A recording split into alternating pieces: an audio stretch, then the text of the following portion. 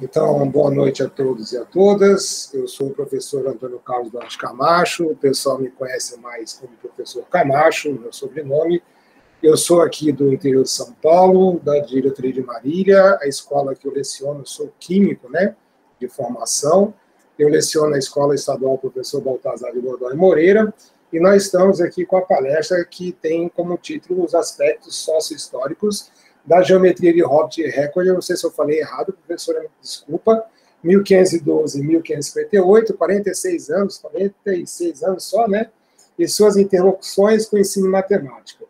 Hoje é 18 de janeiro de 2021, os nossos trabalhos vão até as 9h21, 21 e pouquinho, né? E a palestrante é a professora doutora Regina Thaís Ferreira Bento. Ela é do Instituto de Astronomia e Geofísica da Universidade de São Paulo, a USP. A organização desse encontro é feita pela Associação de Professores de Escola Pública, a APEP. A USP já há algum tempo já não nos apoia tanto para organizar o evento, né? Então, quem organiza o evento somos nós. E só para adiantar, nós tivemos agora em janeiro 3.800 inscrições no curso e aproximadamente 2.000 confirmações. Na palestra da professora, eu tive 191 inscritos. Não temos todos aqui, mas 121 pessoas se inscreveram para assistir a palestra da professora. E, em vista disso, em vista dessa necessidade de ajuda de professores a vir à PEP, na quarta-feira e quinta-feira, às 18 horas, nós teremos roda de conversa sobre a PEP, sobre o encontro. Então, fica aqui o convite a vocês, professores, a vir conosco participar dessa rede, dessa teia de escola básica e a escola superior, a academia, porque nós acreditamos que a educação, quando se fortalece, porque, afinal de contas, somos todos professores de escola pública, né, de níveis diferentes, mas somos, então, quando há uma associação, uma rede de conhecimento, de troca, a escola se fortalece. Então, essa é a ideia da APEP, a Associação de Professores de Escola Pública. Nós iremos ter também, na sexta-feira, dia 22, uma assembleia, né, geral, a partir das 8 horas, e onde nós vamos debater o encontro, sugestões, críticas, sempre são bem-vindas. Por isso, nós estamos com a sala de 1.000 pessoas para receber todo mundo. À noite também nós estamos tendo palestras de abertura, onde o tema é direitos humanos em foco, né? Então, hoje já está tendo a palestra de abertura, amanhã terá uma palestra também, no qual eu também serei o mediador, que vai abordar a questão dos povos indígenas, a questão racial, né? E a semana inteira, escola pública, então a semana inteira teremos à noite, né? A partir das 19 horas, esse trabalho com essa sala aí para 1.000 pessoas, que o tema, né, da semana é Direitos Humanos em Foco. Para já chegar no final da minha fala, professora, perdão, assim, nós estamos completando 10 anos do encontro. O encontro USP Escola, ele começa no Instituto de Física da USP, né? Esse é um projeto lá do Instituto, uma questão, um projeto do governo federal também. Enfim, ele cresce, ele começa como o IF USP Escola, depois ele cresce e passa a ser Encontro USP Escola. Na verdade, nós gostaríamos que agora fosse Universidade Escola, porque além de docentes da USP, nós temos docentes da Unesp, da Federal de São Paulo, São Carlos, enfim, nós temos docentes de outras instituições.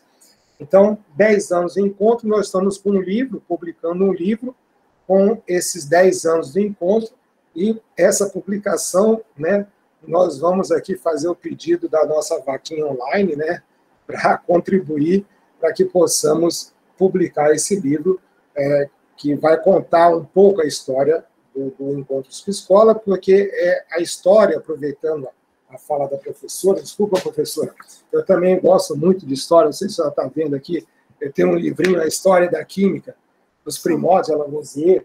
Então, quando eu vi sua palestra, falei, opa, vou tentar entrar lá para mediar, para aprender. né? Então, é muito interessante. Então, nós temos que ter isso aí também para contar a nossa história, né? A história do encontro escrita por nós professores. Então, gostaria muito que vocês nos ajudassem. E, para terminar mesmo, professora, para que tenhamos uma coisa bacana, eu vou pedir a todos e a todas que deixem sempre a câmera desligada, o microfone desligado, né? Para que a professora consiga fazer a sua explanação sem problemas. Perguntas serão ao final da fala da professora. E uma coisa importante também é a questão da presença, a lista de chamada, que eu vou colocar no chat. E como a universidade ela é muito rigorosa, a USP é muito burocrática, né, até pelo tamanho dela, e a Secretaria de Educação também, então nós temos algum rigor na presença. Então, eu vou pôr a lista de chamada ao final, por volta das 19h45, 20h45, 20h50, e vou deixar um tempo aberto para vocês responderem. São apenas 4 perguntas, e aí vai computar a presença para vocês para efeito de certificação. Tudo bem? E, ao longo de alguma coisa, eu for esquecendo, eu escrevo no chat aí. Professor, em nome da associação, da PEP, eu quero agradecer muito a sua participação. Como eu falei, eu espero que a senhora esteja presente. Senhora não, você esteja presente em outros encontros. Muito obrigado. E Sr. Camacho, eu quero iniciar parabenizando pelo evento, pela iniciativa de possibilitar o diálogo com professores da rede pública, um diálogo tão necessário. Eu acredito muito que é a escola pública, que é a educação que pode promover mudanças na sociedade que vivemos, que pode promover a equidade entre as pessoas, que pode promover uma vida melhor entre todos nós, né? É a educação, eu acredito que é a escola pública que é capaz de promover isso. Sabemos o quanto é difícil estar trabalhando numa instituição pública. Eu leciono, como eu vou falar um pouco mais adiante, eu leciono numa escola estadual, eu estou lecionando na rede pública desde o ano de 2000. Conheço muito bem as mazelas no dia a dia de uma escola pública, mas conheço também muito bem as vitórias que temos no cotidiano, os olhos brilhando dos alunos pelo nosso empenho, pelo diálogo que travamos. E quando eu percebi a possibilidade desse diálogo, fiquei muito feliz e agradeço mesmo pelo evento, pela possibilidade de dialogar com vocês, pela possibilidade de retomar o que eu vou falar hoje, um pouquinho da minha tese, do que eu fiz no doutorado, e foi muito bom, inclusive, poder retomar esse estudo que eu fiz durante 4 anos. Eu vou abrir aqui a minha apresentação e vou falar, então, ao longo dela, inclusive me apresentando um pouquinho melhor. Eu acho que eu vou desligar minha câmera também, para não ter o risco da minha apresentação cair.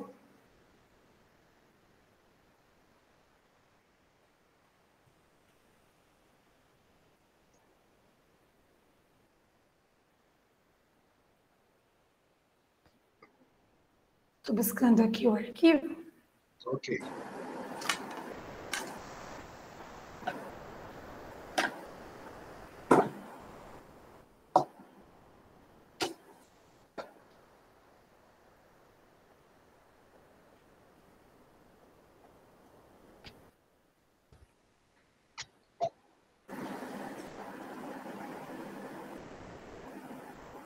Eu preciso primeiro abrir a guia, né? Eu achei que eu tinha que... Você tem que apresentar agora, professora, ali embaixo, apresentar agora uma janela.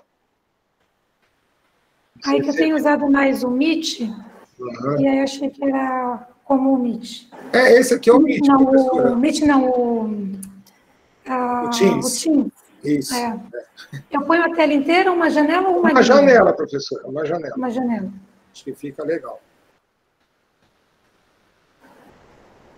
Pronto. Está aparecendo para vocês? Ainda não, vai aparecer.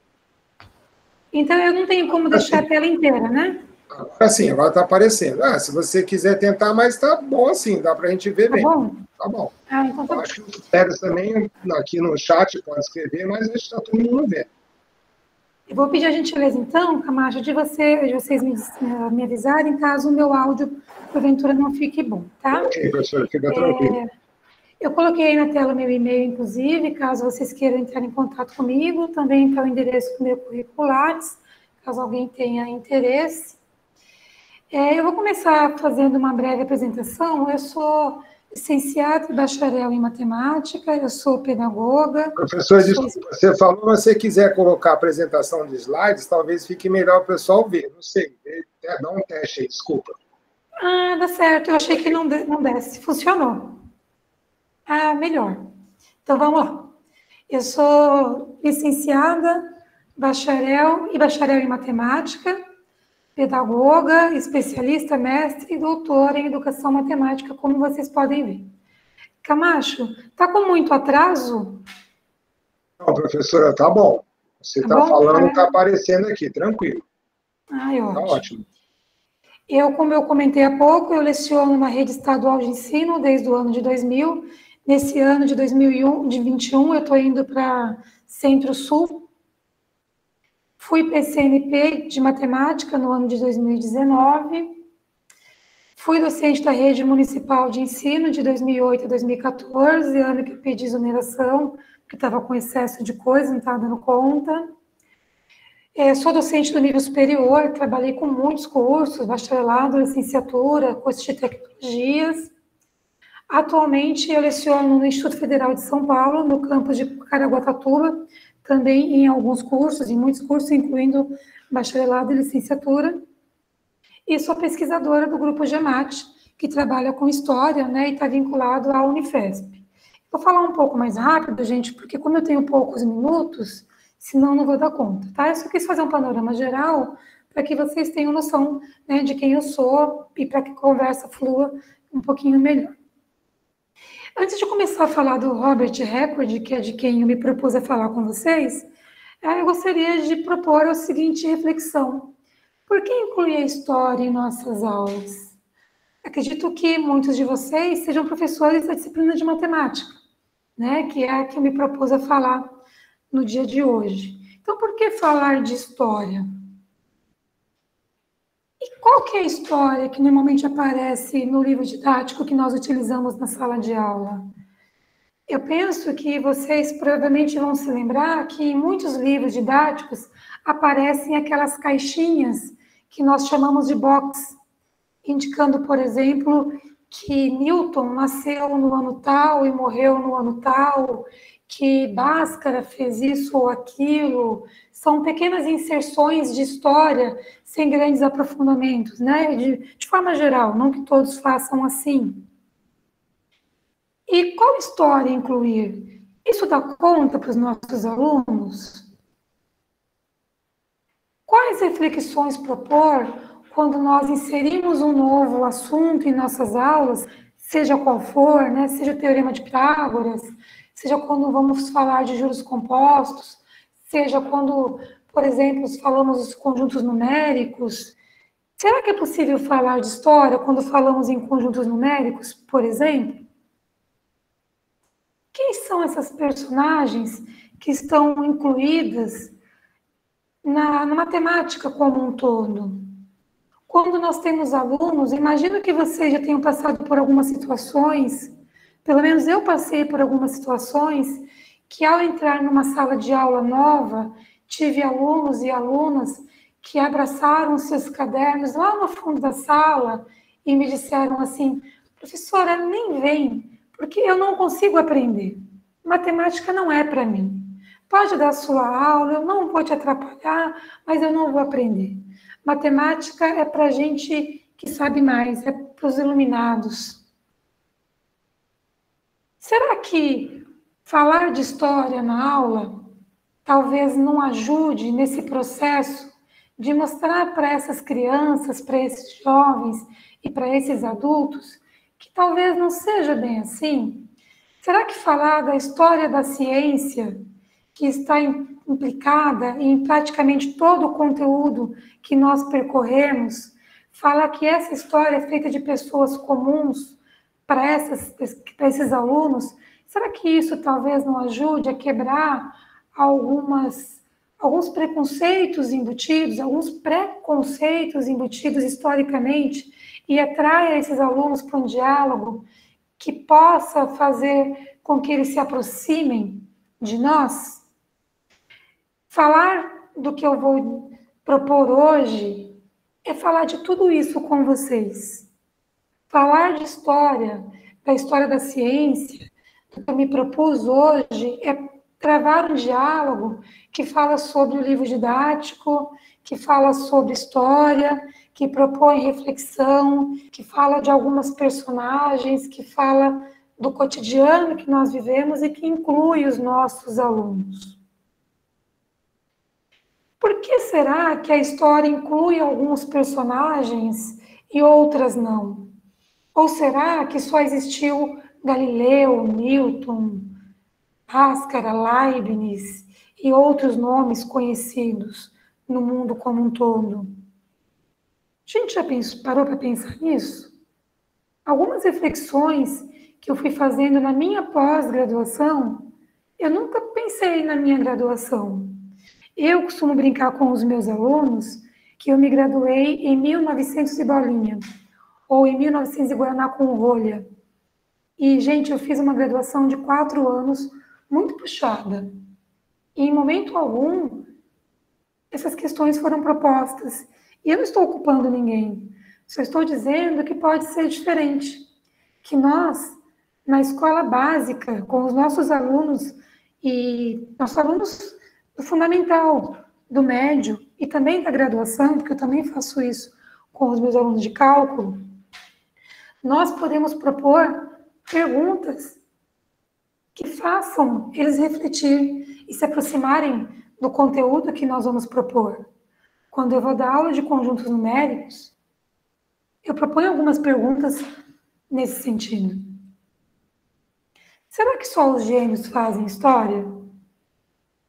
É sobre isso que eu quero conversar com vocês ao falar hoje do Robert Redford. Então vamos lá. Retomando a palestra de hoje, o título que eu escolhi com muita dificuldade é Aspectos Sócio-Históricos da Geometria de Robert Redford e suas interlocuções com o ensino da matemática. Eu vou dar uma pequena pausa e vou pedir que vocês coloquem no chat e que o Camacho faça a gentileza de me dizer se alguém aí conhece ou já ouviu falar de Robert Redford.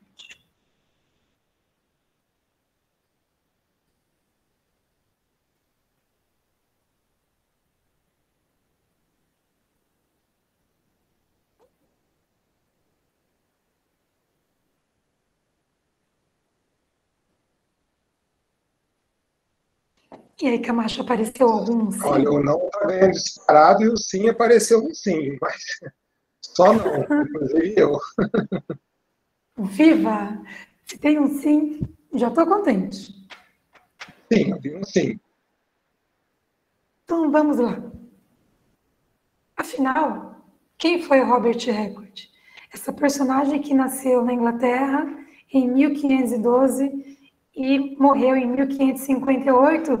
E Camacho, ele viveu bastante para a época, viu? Sim. Esses 46 anos é bastante tempo para o período em que ele viveu.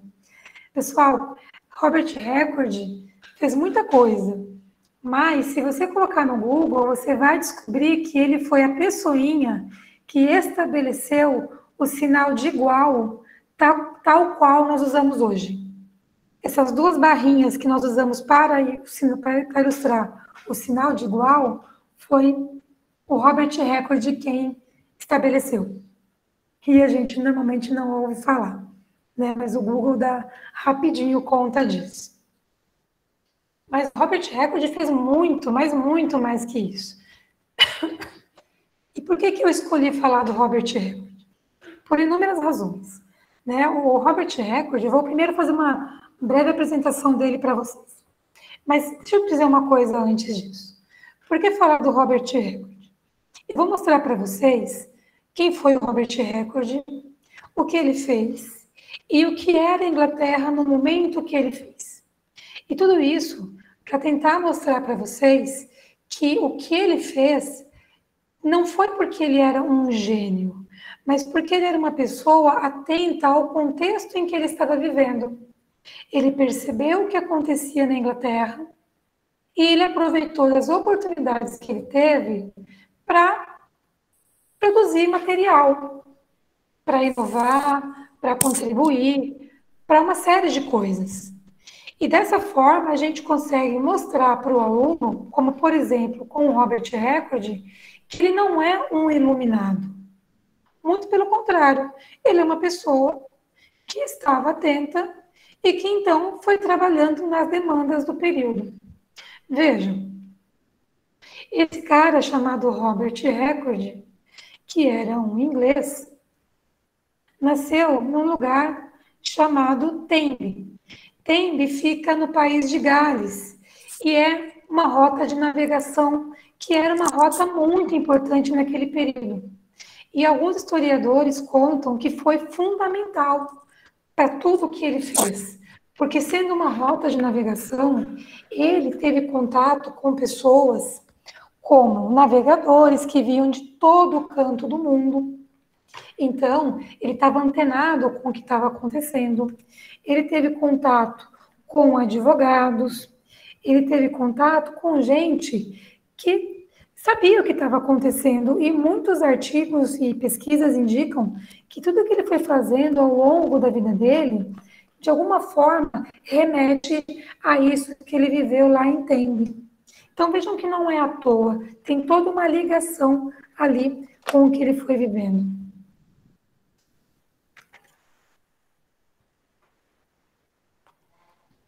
Com isso também, ele teve acesso a muitos idiomas, a muitas culturas, a muitos negócios. Então, quando a história do Robert Redford começa já pelo local onde ele nasceu. Ele era de uma família de prósperos comerciantes que conseguiram pagar para ele estudo em 2 grandes universidades, no qual ele conseguiu fazer medicina, né, se tornar médico. Era um homem culto, ele tinha interesse em manuscritos, em textos medievais, em antiguidade. Então, assim, ele tinha todo um aporte para o que ele vai fazer. Robert Redford foi médico de pelo menos 2 pessoas da monarquia. Ele foi médico do rei Eduardo VI e da rainha Maria. Esse contato com a monarquia permitiu, por exemplo, que ele fosse indicado como agrimensor geral em impostos na Irlanda, porque nesse período a Irlanda pertencia à Inglaterra. Ele era protestante assumido e vejam que isso também era muito importante no período, porque esse período, que é o período do Tudor na história, a Inglaterra passa por uma oscilação entre o catolicismo e o protestantismo. Né? O rei, eu vou falar um pouco mais adiante, mas o rei Henrique VIII, ele rompe com a Igreja Católica, instaura a Igreja Anglicana e começa uma oscilação entre uma coisa e outra, e eles declara protestante. Isso também tem importância na história dele. Então veja que ele tem toda uma história muito interessante. E ele morre preso. Depois eu vou contar umas curiosidades bem interessantes dele. Alguns historiadores chamam ele de a estrela da manhã, de tantas coisas interessantes que ele fez, inclusive na matemática. Olha que coisa mais interessante. Pouco se sabe do Redford, mas o pouco que se sabe dele, está ligado à política e à religião. Ele é muito ligado a isso.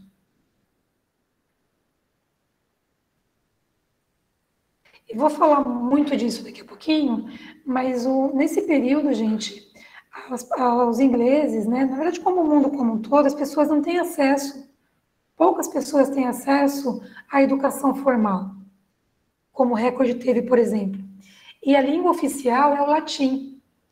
O Redford é essa pessoa que vocês não conhecem e que o Google referencia como a pessoa que estabeleceu o sinal de igual, foi a primeira pessoa a escrever um compêndio. Eu vou chamar em palavras atuais de livros didáticos, tá? Foi a primeira pessoa a escrever um compêndio de livros didáticos sobre aritmética, geometria, astronomia e álgebra em inglês. Ele foi o primeiro a escrever para a massa, porque a massa falava inglês. Ele fez a tradução dos livros, de alguns livros de latim, para o inglês. E nós não os conhecemos. Olha que coisa, no mínimo, curiosa. E vocês sabem por que os historiadores dizem que ele não é conhecido? Ele não é conhecido exatamente por não escrever em latim. Olha que curioso. Por ele ter optado em escrever para a grande massa, a história resolveu não reconhecê-lo. Ele é o precursor no ensino da álgebra na Inglaterra. E o que eu vou falar um pouco mais, que inclusive foi o que eu estudei, ele é o primeiro a escrever um tratado geométrico em inglês. Ele pega o tratado de Euclides, que certamente vocês conhecem, né, que a gente mais referencia, que era um tratado escrito em latim, e faz em inglês. Eu vou adiantar um pouco, até por conta do nosso tempo, por que o Record resolve, né, fazer esse tratado, fazer essa escrita do tratado de geometria em inglês? Porque ele é um iluminado que resolveu sentar numa cadeira e falou, não, vou escrever em inglês? Não, porque ele está numa Inglaterra que está em 1500 e alguma coisa e que é a época da navegação. É época de... A Inglaterra está, assim como o restante do mundo, está na época das grandes descobertas. Veja, a descoberta, entre aspas, né, do Brasil acontece em 1500, não é? A gente está em 1512, 1500 alguma coisa. Então, há uma grande expansão aí. E a Inglaterra está concorrendo com outros países para ver quem chega primeiro e toma conta. Só que a Inglaterra, assim como os demais países, não tem tecnologia suficiente para isso. E precisa de mão de obra, precisa investir em conhecimento. E esse conhecimento está na universidade, para poucas pessoas que têm acesso. Robert Record, visionário como ele é, percebe que se ele escrever esse conhecimento que está na universidade em latim, se ele transcrever isso para o inglês, numa linguagem mais acessível, ele vai conseguir se destacar, porque muitas pessoas terão acesso, e ele vai conseguir mostrar para o rei que ele tem domínio sobre o assunto. Então, ele ganha uma grande notoriedade junto à monarquia. E vejam que eu falei para vocês há pouco tempo que ele foi médico dos reis, né? De pelo menos 2 pessoas da monarquia. Não é à toa. Naquele período, vocês conseguem ter acesso à monarquia mais facilmente, não é como hoje, né? Então, ele consegue chegar à monarquia mostrando que ele tem domínio das matemáticas e consegue ser referência no assunto. Com isso, além de tudo, ele consegue, por exemplo, ser indicado para tomar conta de Minas, como eu disse lá na Irlanda. Vejam que não é um iluminado. Claro, ele tem todo o mérito, né? Mas ele está atento ao momento em que a Inglaterra está passando. E aí, como eu disse a vocês, ele estabeleceu o sinal de igual, tal como conhecemos e utilizamos atualmente. O Record também é reconhecido como a primeira pessoa na Inglaterra a utilizar o sinal de mais e menos em suas escritas. Vejam que não é pouca coisa, não. Essa pessoa fez muita coisa. Em seus tratados, né, tratados, gente, para quem não está acostumado com o uso da palavra, os tratados são os livros, né, são os livros matemáticos. Esses tratados, eles são dedicados à aplicação prática dos conhecimentos matemáticos, porque, de forma geral, os livros se dedicam à teoria.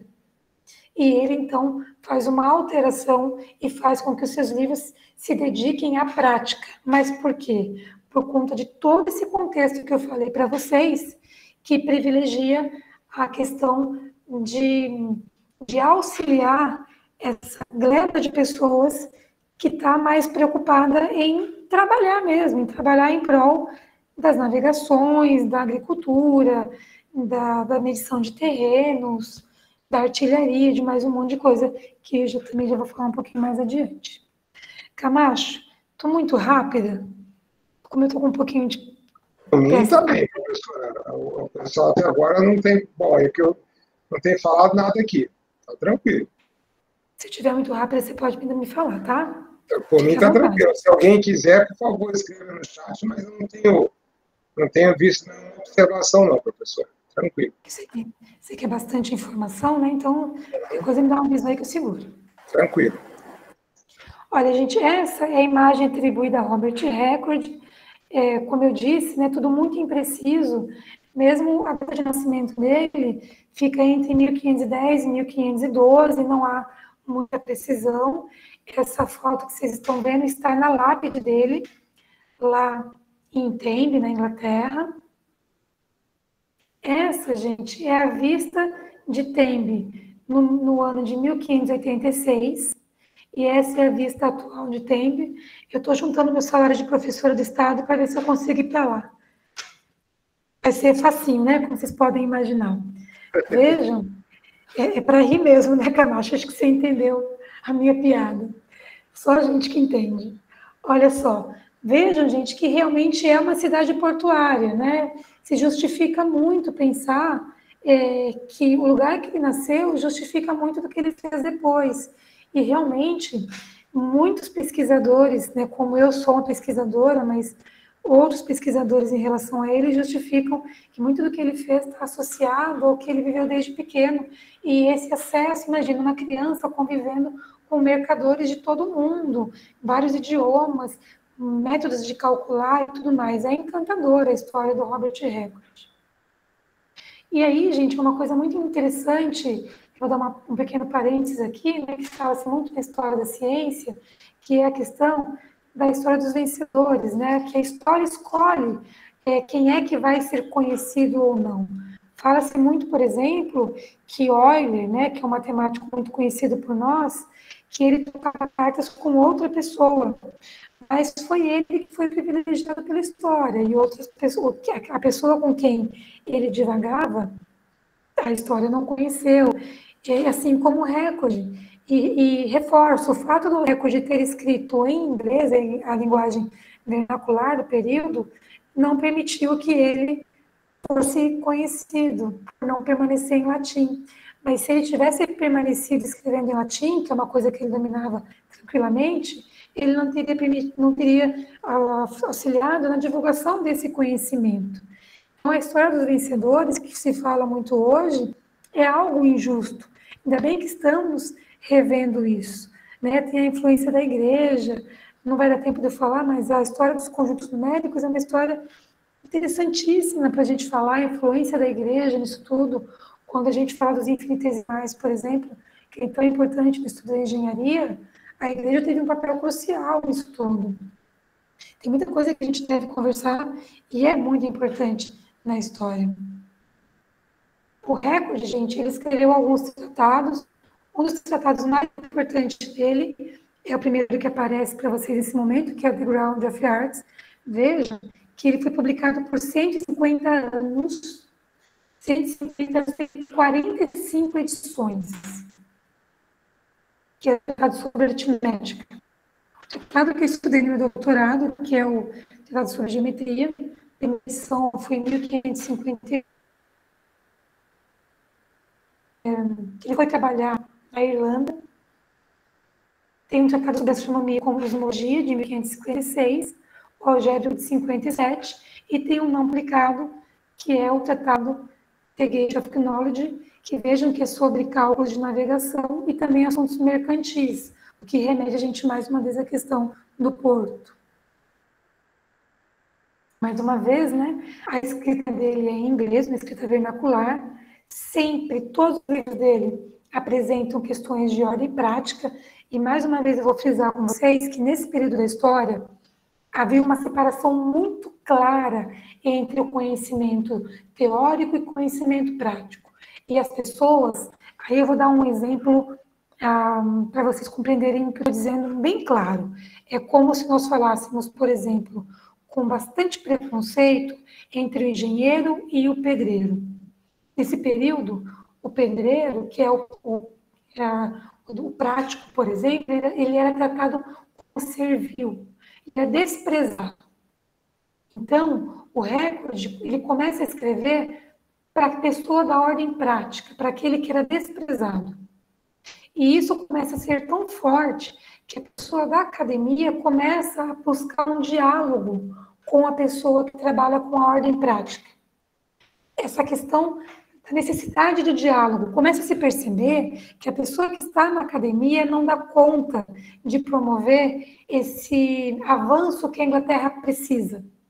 E com isso, a pessoa que está na academia, na universidade, ela tem que engolir o orgulho dela e começa a procurar a pessoa que está no prático, né? O artesão, o pedreiro, o marceneiro, o navegador. Ela começa a procurar essas pessoas que são até então desprezadas para promover o diálogo. E é para essas pessoas que não falam latim, que falam o inglês, que o recorde, de forma completamente inédita, começa a escrever.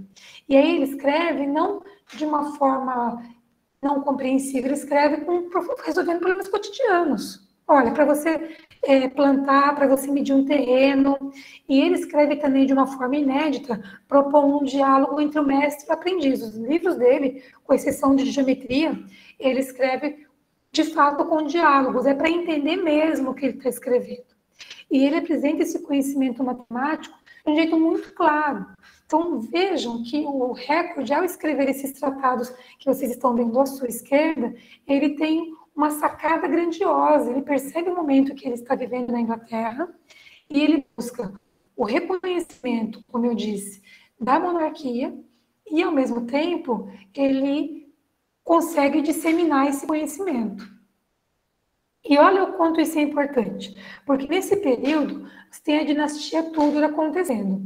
E aí você tem o rei Henrique VIII, eu vou falar rapidamente também, eu já disse anteriormente, o rei Henrique VIII, nesse momento, ele rompe com a Igreja Católica porque ele queria promover um segundo casamento, tal, a Igreja Católica não permite. Ele rompe com a Igreja Católica e funda a Igreja Anglicana.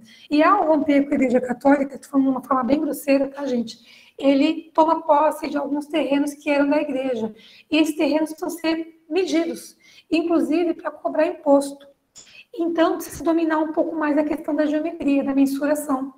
E o recorde, nesse período é que lança, começa mais intensamente a questão do Pathway, que lança a primeira medida em 51. Eduardo VI também é protestante, a Maria I é católica e Elizabeth volta em protestantismo. E muito do que se sabe do recorde são, por exemplo, poder participar de julgamentos em relação ao catolicismo e protestantismo. Ele está muito vinculado a essa questão das religiões. Então, como eu disse a vocês, conflitos religiosos. Então, tem toda a questão da expansão territorial, aprimoramento das técnicas de navegação, assuntos militares, tem que construir muro, tem que ver essa questão do alcance da artilharia, tem a organização bélica, tem cartografia, tem a questão dos mapas, que envolve matemática, tem a agrimensura. A agrimensura envolve a questão também da plantação. Vejam, mais uma vez, vou insistir com vocês. O recorde, gente, como a maioria das pessoas pelas quais nós falamos os nomes em nossas aulas, não são deuses, não são anjos, não são iluminados. São pessoas, assim como o recorde, que estão atentos a um período, estão atentos a conhecimentos que são necessários naquela época e se articulam para buscar respostas. Eu espero que vocês consigam enxergar, pelo que eu estou dizendo a vocês, que o recorde era isso. Ele era alguém assim.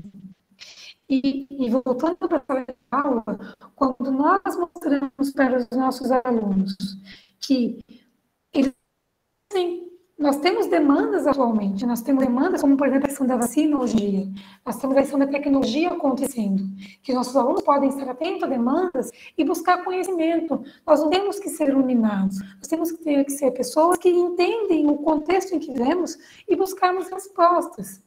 E é isso que essas pessoas, como um todo, e que de forma geral os livros didáticos fornecem box com ano de nascimento e morte, que as pessoas foram muito mais que isso, e que todos nós temos essa oportunidade, né? O progresso técnico buscava um diálogo entre teoria e prática. Vou mostrar para vocês, gente, olha aqui, essa é a capa do Tratado de Geometria. O recorde, gente, muito espertamente, ele começa o livro oferecendo o livro para o rei Eduardo, o rei Henrique VIII, falando que o rei Henrique VIII é a luz do mundo, que ele é maravilhoso, que ele é incrível, não sei o quê. Veja que tem todo um marketing aí, né? Eu vou passar isso aqui, mas inclusive eu vou deixar, Camacho, depois os slides disponíveis, já estão contigo, inclusive, e você fique à vontade para passá-los para quem tiver interesse, tá? Tranquilo, professora. Eu não vou falar de todos os slides, gente, porque eu estou vendo aqui que já são 8h29. Aqui eu estou dizendo nesse slide a questão que eu havia dito para vocês, que havia um desprezo pelas artes mecânicas, havia um desprezo, por exemplo, pelo carpinteiro, pelo pedreiro, pelo navegador, e aí houve necessidade de buscar um diálogo com eles, tá? O material que havia era escasso e era em latim, as pessoas não sabiam ler. Há pesquisadores que dizem que na Inglaterra, nesse período, gente, nós tínhamos 5 milhões de pessoas e somente 26 mil estavam na escola. Vejam. E ainda assim, a escola, na verdade, era uma escola clériga. Eram os padres, né, que tomavam conta. E a matemática trabalhada era uma pouquíssima matemática. A geometria, por exemplo, era muito rasa. As meninas não tinham acesso. E se os pais sentissem necessidade de matemática, basicamente era um tutor que fazia isso. O que era muito forte nesse período era um ensino oral.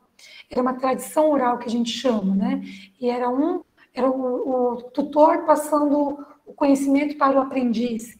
Então, por exemplo, o ferreiro passava o conhecimento para o seu aprendiz, que aprendia o conhecimento e passava para o outro, e assim ia. Era muito comum, por exemplo, os pais cederem os seus filhos para aquele tutor. O filho era cedido mesmo, ficava internado lá para aprender aquele ofício. É muito diferente do que nós vivemos hoje. Então, não tinha material escrito, como eu disse, né, era uma tradição oral.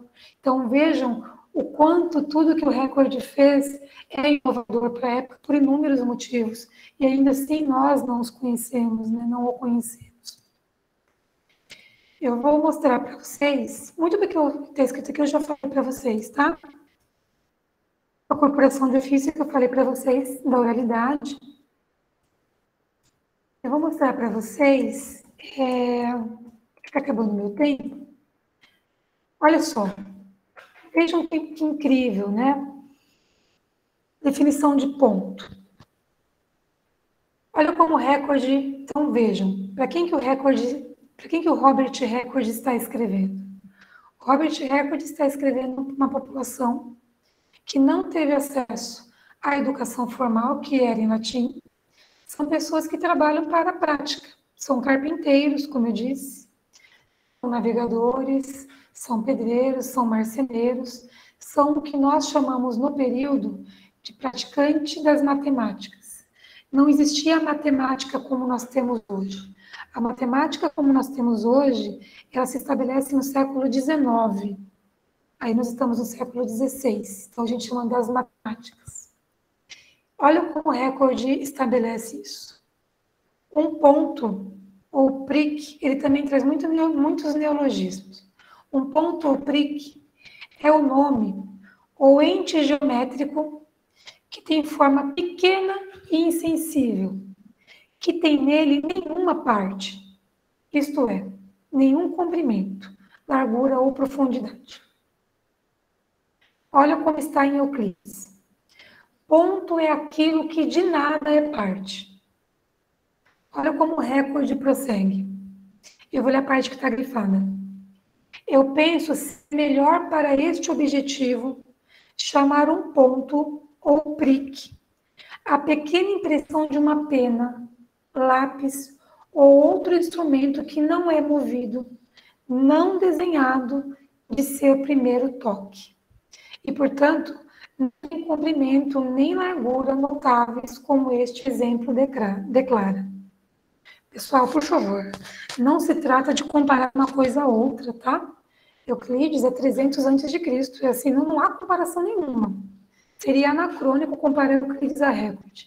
O que eu quero frisar aqui é quanto o Record teve a sensibilidade, ou a esperteza, ou como queiram chamar, de perceber que para este período da história, para o momento em que ele vivia, para as pessoas que ele escrevia, para alcançar o público a que ele se propôs, era necessário dizer que ponto é mais do que aquilo de que nada é parte.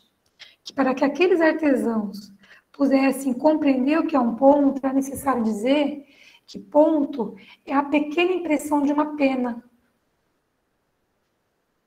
E isso a gente está falando em 1551. Para alcançar um público que está tentando contribuir ou, de alguma forma, né, sobreviver em uma Inglaterra que está num momento de expansão, de invadir outros territórios, né, e aqui não vou entrar no mérito do certo ou errado, no juízo de valor, ele conseguiu ser o primeiro a escrever tratados numa linguagem compreensível para essa população e vender muitas edições. Então, voltando à sala de aula, nós, de forma geral, não contamos isso aos nossos alunos. E também não estou fazendo juízo de valor em relação a nós, porque eu sei de todas as nossas dificuldades, viu, gente? Sei de todas as nossas dificuldades, do quanto nós temos que nos virar no giraia, como dizem nossos alunos, para sobreviver. Mas eu penso que a gente pode dar um pontapé inicial, de alguma forma, e tentar inserir a história nas nossas aulas, propor que os alunos pesquisem, tentar, de alguma forma, mostrar para os alunos, como eu tenho repetido, talvez insistentemente nessa nossa conversa de poucos minutos, que basicamente tudo que nós falamos em matemática tem uma história, tem um contexto, tem um momento que impulsionou aquela descoberta. E que, se nós conseguirmos travar esse diálogo com os nossos alunos, nós talvez, né, e desejo muito, que nós possamos trazer alguns alunos para o nosso encontro e envolvê-los nessa disciplina que, por tantos alunos, é às vezes rejeitada, é tida como difícil, como impossível, como aquela em que eu não consigo aprender. Eu vou passar aqui rapidinho, olha. Vejam que crooked lines são essas linhas tortuosas que não constam na obra de Euclides, como ele trouxe. Ele apresenta figuras formadas por números, fazendo uma ligação com a aritmética. Ele faz conceitos que são vinculados à prática. Olha rapidinho que interessante, por exemplo, esse plumb line, que lembra para a gente um fio de prumo. À sua direita, tem o que ele chamou de square, que é semelhante ao esquadro utilizado pelo carpinteiro, né? E aí, assim, trouxe pouquíssimas considerações finais, pensando que o Hayward, então, era um homem que estava atento às demandas do seu tempo. Ele não era um iluminado, ele não era um gênio. E que, se eu analisasse o tratado Pathway to Knowledge, eu não conseguiria compreender as motivações e os interesses que certamente influenciaram as escolhas que ele fez. O que eu estou dizendo aqui é que olhar um livro, só por olhar o livro, não me permite compreender o porquê que aquele livro surgiu. É necessário olhar uma obra e olhar o contexto que fez com que aquela obra surgisse, fosse escrita. E que o Hayward, mais uma vez, atento ao contexto em que ele vivia, possivelmente foi um dos primeiros a perceber a necessidade e a possibilidade de se estabelecer um diálogo entre as geometrias, e aí eu estou falando da geometria do Euclides e a geometria das pessoas que praticavam a geometria nos seus ofícios, o artesão, né? Porém com uma linguagem mais acessível, disseminando o conhecimento matemático. E aí eu trago aqui uma pergunta, né? Ou uma proposta. Agora é com você, professor e professora. Eu proponho, com muita humildade, que você transforme suas aulas de matemática em momentos de diálogo e descobertas. É trabalhoso, mas garanto que pode ser um momento incrível com seus alunos e alunas, despertando um interesse ainda maior por essa disciplina tão instigante. Tudo que eu falei para vocês é um pequeno pedacinho da minha tese, do meu doutorado. Ela está disponível na internet, basta que você coloque o meu nome, depois eu posso colocar as referências, e você vai encontrar ela com muitos detalhes, com trechos maiores do tratado em si. O tratado do Robert Record, ele é escrito no inglês arcaico, eu fiz a tradução dele todinha, quase perdi os cabelos vendo isso, fiquei maluca, mas foi muito prazeroso. E aí, gente, mais uma vez, né, eu volto a reforçar, assim, a minha humildade no que estou dizendo a vocês, porque, como eu disse, eu sou professora da rede pública e eu sei das dificuldades daquilo que nós fazemos. Sei que não é fácil, mas eu procuro fazer isso nas minhas aulas, desde o ensino fundamental até a graduação, e normalmente é muito bacana o resultado que eu obtenho com os alunos, no sentido de eles perceberem todo o processo e do diálogo que eu consigo, mesmo com os alunos mais trabalhosos. Agradeço novamente ao professor Camacho, a todo o evento, as pessoas que promoveram o evento. Me coloco à disposição a perguntas agora, por e-mail, quando vocês quiserem. E, inclusive, para o próximo evento, professor, estou, sim, à disposição, inclusive para um tempo maior, porque eu sempre me empolgo nos slides e acabo colocando mais do que eu poderia no tempo. Peço desculpas por isso. Imagina. Tá? E agradeço muito pela possibilidade. Estou à disposição. Bom, professora, aqui todo mundo tem gostado da palestra. Eu vou pedir desculpa a vocês, pessoal, porque eu fui multar uma professora e não consigo desmultar. Eu não sei o que aconteceu. Eu não quis mexer muito porque eu fiquei com medo de atrapalhar a sua apresentação, viu, Regina? Mas aí vocês podem escrever aqui que eu faço a pergunta para a professora. Mas, assim, professora, só você falando, eu fui vendo, né? Eu lembrei de tanta coisa. Então, por exemplo, Paracelso, né? É um grande médico, era alquimista, médico, né?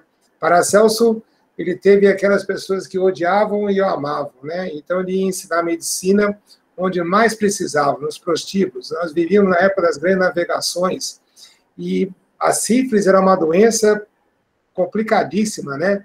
Então, Paracelso ia até os prostíbulos e mostrar para as mulheres, os homens, como se curar da sífilis, né? Os seus famosos sais.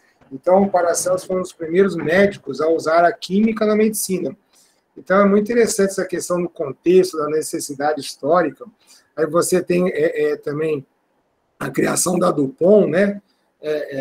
O nosso amigo Lavoisier, que foi decapitado na Revolução Francesa, e um matemático, aquele da...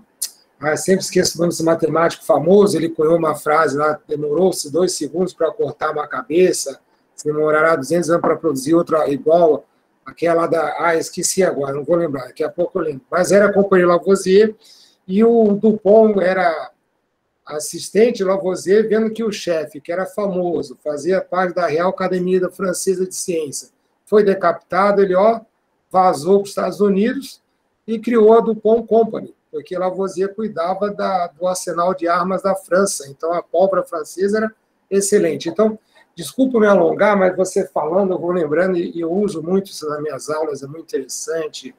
Posso contar uma rapidinho? Pode, professor, desculpa, pode. A palestra é sua, não minha. Desculpa, eu adoro uma... É que não tem nada a ver com a minha tema que eu propus, mas sempre que eu faço conjuntos numéricos, tem uma história muito interessante, tem um livro que também trata da questão da Royal Society, porque a gente fala dos conjuntos numéricos para os alunos como se fosse uma coisa natural, assim, né? Natural, inteiro, racional, irracional, né? Assim, estabelecido como uma coisa mais simples do mundo, e não é verdade isso.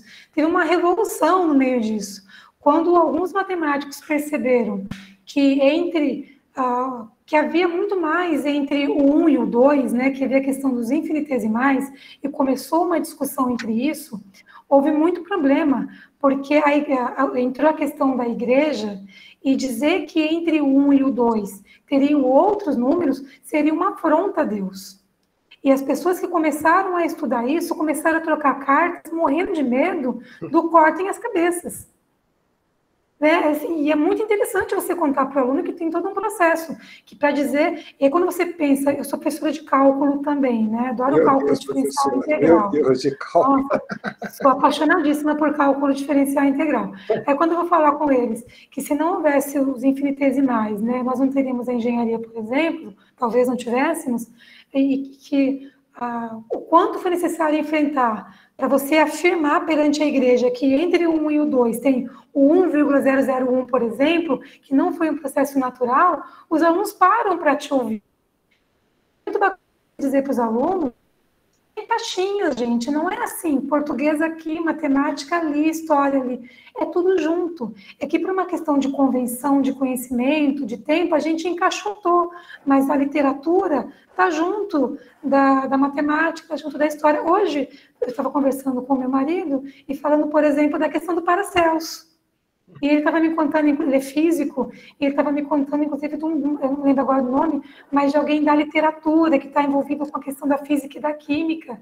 E eu acho isso maravilhoso, incrível. Desculpa, eu já falei demais. Não, eu que falei muito, imagina.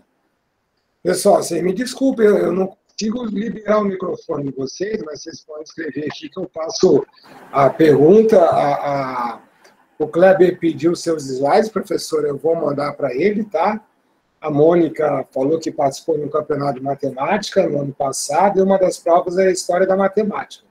E ela disse que é fundamental trabalhar a história, não só o conteúdo, excelente palestra. Enfim, eu não sei o que aconteceu aqui no Meet, que eu não consigo agora desmutar os outros. Desculpa, mas vocês podem escrever aqui que eu passo para a professora. Mas realmente a história, porque a construção, excelente palestra, a Jonadá que está falando, ela quer os slides, você autorizou, né, Regina? Eu vou passar. Perdoem os erros, tá? Eu fiz eles. Imagina. Realmente, mas fiquem à vontade.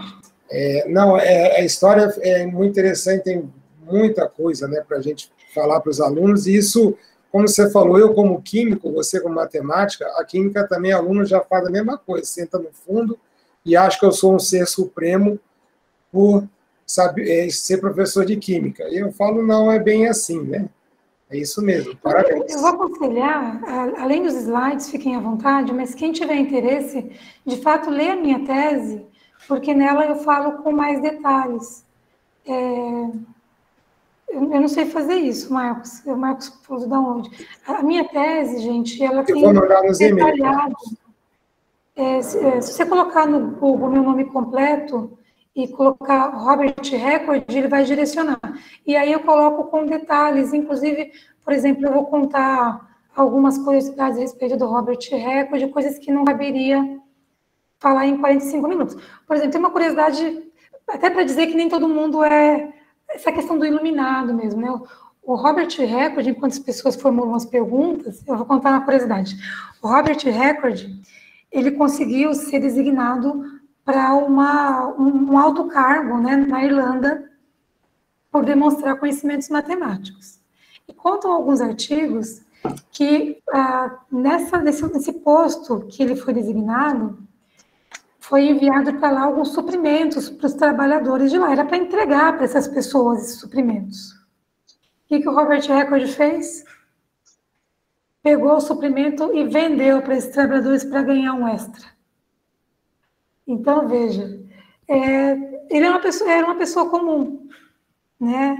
E ele morreu, inclusive, gente, se contam alguns artigos, por conta dessas picuinhas em relação a ser protestante. As questões vinculadas à religião foi que causaram alguns desafetos e causaram a morte dele preso em Londres. Tem muita coisa bem interessante do Record e está lá em detalhes. Tem muito material, né? Só que praticamente tudo que nós temos dele está em inglês. Inclusive, o livro que eu traduzi foi um livro que eu consegui em facsimile, né? Todo em inglês arcaico, que eu traduzi grande parte dele, eu estou lá na minha tese. Muito interessante. A ciência é construída através da história, né? Dos momentos, né? Então, a ciência é construída através dos homens. Então, evidentemente que a história dos homens que importa, é isso que fica, né? Aí depois a história dos vencedores, e também a questão Lavoisier, a questão do oxigênio, que muita gente atribui ao Lavoisier a descoberta do oxigênio. Não foi ele, foi um outro inglês que descobriu, mas, veja bem, Lavoisier tinha uma esposa para a época que sabia ler, sabia escrever, sabia inglês, e ele trocava cartas, né? A Maria, traduzindo, sabia inglês, traduzia o John Priestley, ele era um inglês, então conversava com o Lavoisier, aí o Lavoisier teve a sacada, olha, isso é oxigênio.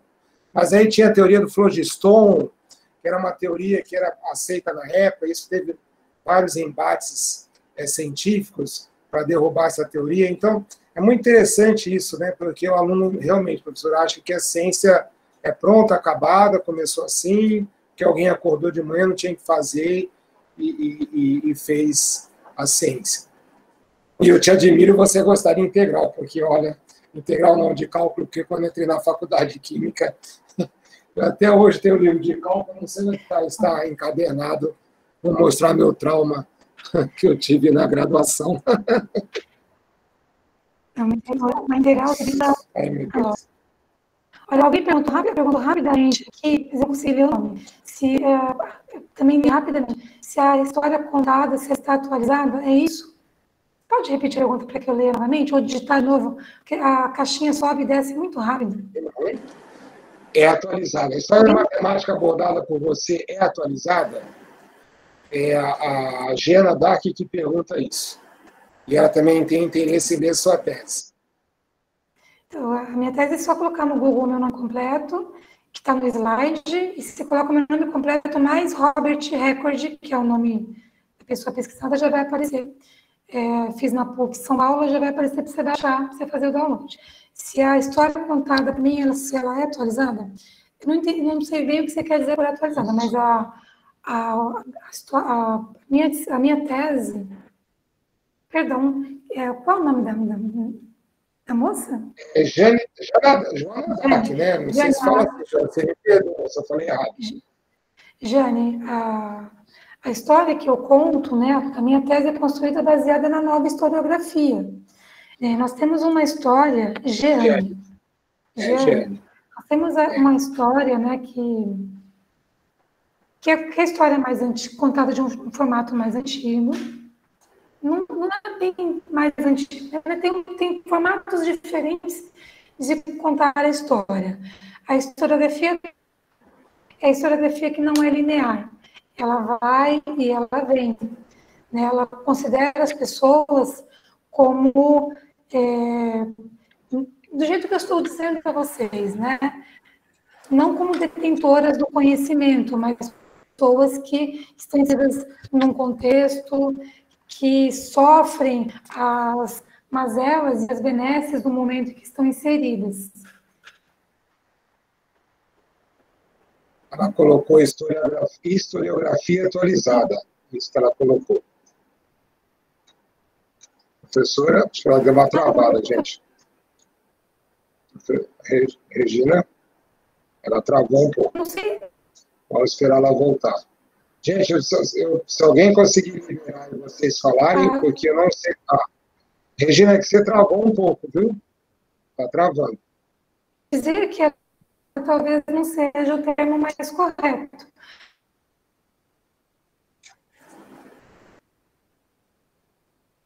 Mas...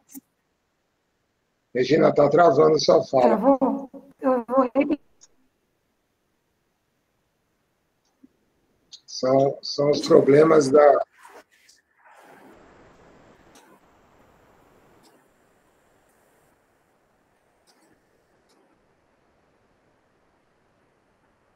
O Adriano já achou a sua tese, professora. Você está mutada de novo, caiu. Travou. Eu peço mil perdões a vocês, gente. Eu não sei o que aconteceu, porque sempre eu consigo abrir e fechar o microfone. Hoje eu não consegui, não sei o que aconteceu.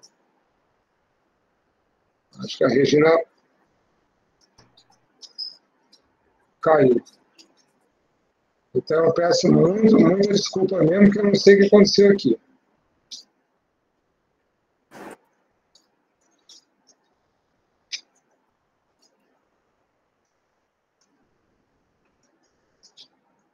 Pessoal, todo mundo respondeu a lista de chamada? Vocês poderiam colocar no Aí no chat, Regina, você voltou.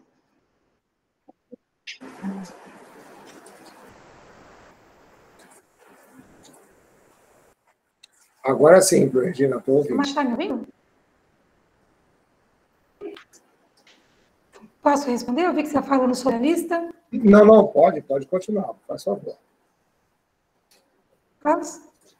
Jane, sim, viu? A minha tese é uma historiografia atualizada. Eu não sei se o termo atualizado é um termo, de fato, que deva ser utilizado, tá? Mas, diante da sua pergunta, sim, ela é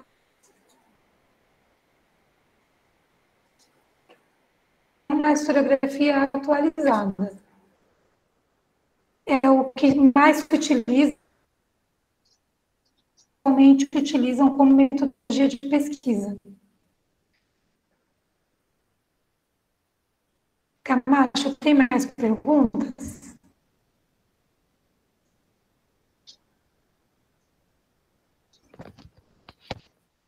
Não vi, professora. Eu só não vi mais perguntas. Mônica, para vocês entenderem. Professor, eu tenho aqui 42 professores e 34 respostas da lista de chamada. Eu vou pedir, eu coloquei de novo o link, eu vou pedir a gentileza que vocês a certificação de vocês, como eu já expliquei. Eu vou deixar até um pouquinho mais depois, para encerrar, para vocês terem tempo, tá? Por causa desses contratempos da internet de cair e voltar, então eu vou deixar mais um pouquinho de tempo, depois eu fecho. Regina, você quer falar mais alguma coisa? Você viu que eu falo muito, né? Então...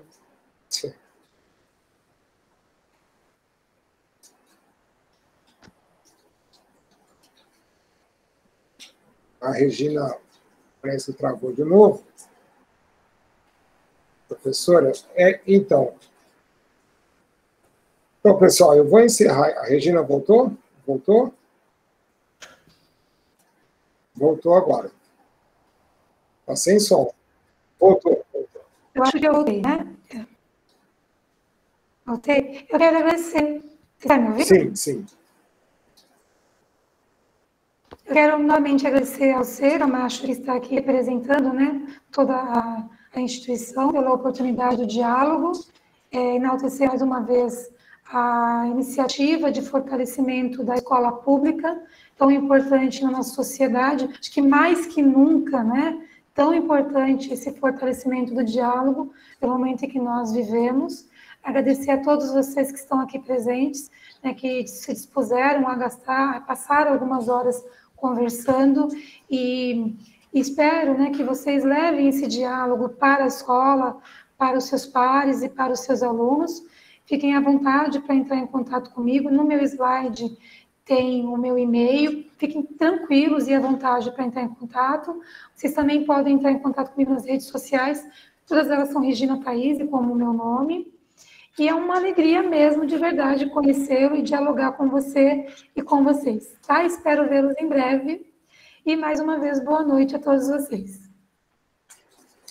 Bom, eu vou também dar meu boa noite, agradecer você também, professora, e já, como já falei, convidá-la já para o próximo encontro, né? Com oficinas, cursos, você pode oferecer cursos de 30, 40 horas. O pessoal está todo mundo agradecendo, dando boa noite, você... em nome da PEP, já se sinta convidada. E eu, para encerrar mesmo, eu quero só colocar uma fala aqui de um diretor da rede estadual, que diz que o encontro USP-Escola, ele é formado pela base, por isso que ele é sucesso. Quem é a base? Somos nós, professores, como você bem colocou, Regina. Então, mais uma vez, em nome da PEP e dos professores, muitíssimo obrigado. Foi maravilhosa a sua palestra, muito obrigado, e eu aprendi bastante, e acredito que todos aqui tenham aprendido também. Eu vou encerrar a sala, vou parar a gravação, né, e convidar vocês a continuarem no evento, a estarem amanhã na palestra da noite, né. Muito obrigado a todos. E, mais uma vez, desculpa aqui que aconteceu com o Meet, eu estava mutando o microfone. Deixa eu encerrar aqui a gravação. E isso vai para o nosso canal depois do encerramento.